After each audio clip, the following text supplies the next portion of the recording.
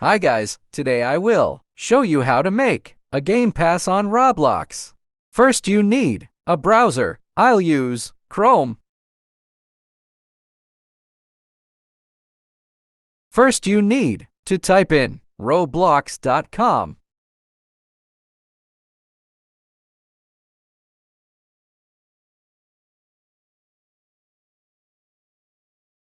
Tap on Create right here. Now tap here. Tap on Creations. Tap on your game. You are close to the final part. Tap here. And now click on Passes. Tap Create a Pass. Give it a name and description.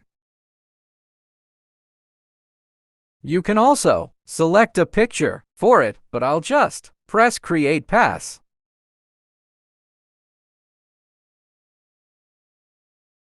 Your pass is done now. Final part.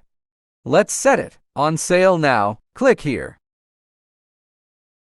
Click on Sales. Now set it on sale and give it a price.